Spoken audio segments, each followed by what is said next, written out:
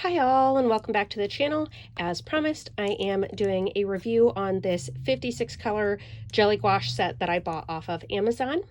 So jumping right in, it does come with this set of 12 painting brushes.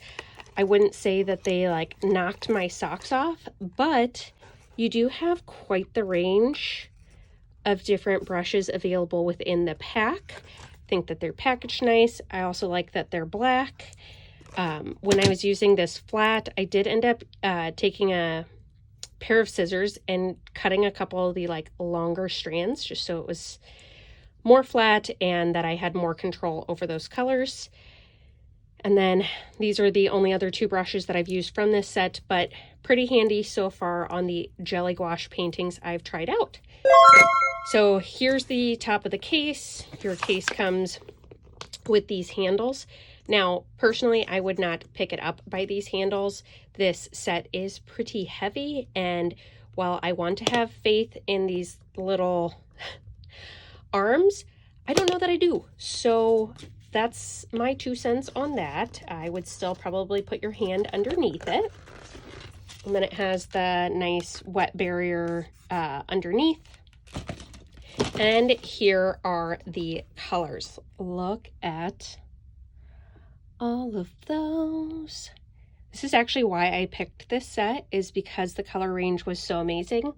Now, it doesn't come like this. When it comes, there are actually little covers over each of them, kind of like the top of a pudding. Anyway, I mean, this kind of looks like pudding. Colorful pudding. Don't eat it. That's, yeah. Should probably not do food references. Of all of the little trays, this is the only one that was cracked. Definitely sad that it cracked, but I mean, that happens when you have stuff shipped. Of all of them, for the fact that there's 56 colors and that I only had one that cracked, I'm cool with that. And then I left it in the exact same order that they sent it in. I like the color ranges that they did here as far as for where they did the groupings. I may end up moving a few of these just because I'm not like super in love with where they are, but for the most part, I think this looks pretty great. And yeah, let's hop right into the paint review portion. So I'm gonna put this back on. That way my paints don't dry out, because nobody wants that. Yeah, no, that still doesn't give me the warm fuzzies. Anyway, all right, so if you've watched some of my other paint reviews where I do brand comparisons, this is a similar test. So I did a square. On half of it, it's just the paper behind it, and then the other half of it is a black portion, just so you can tell how opaque the paint is. For me, this is super helpful knowing whether or not I can cover over a section that maybe I wasn't as fond of, or knowing whether I can use, like, you know, for this peach blossom, be able to do like a glaze over a section and not have to worry about it just completely blacking out the colors below. So I do have my transparency level scale.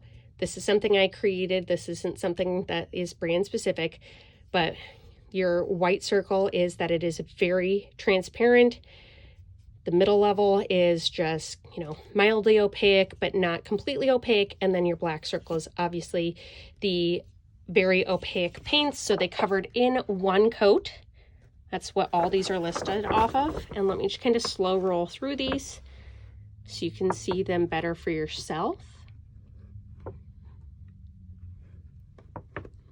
So, and this was all done with that flat brush that I just showed you out of the set. I do like how smooth these laid down.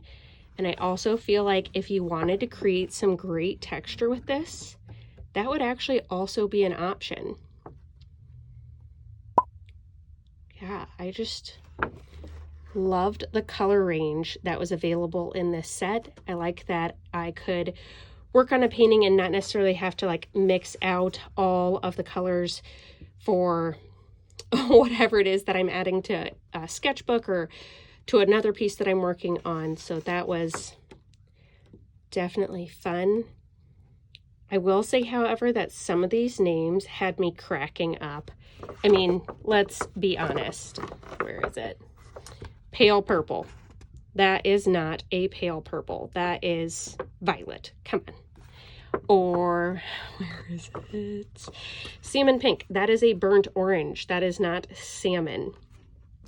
Peach blossom. That is highlighter pink, y'all. That is not... I have never seen a peach that is highlighter pink. If I did, I would be staying far away from it.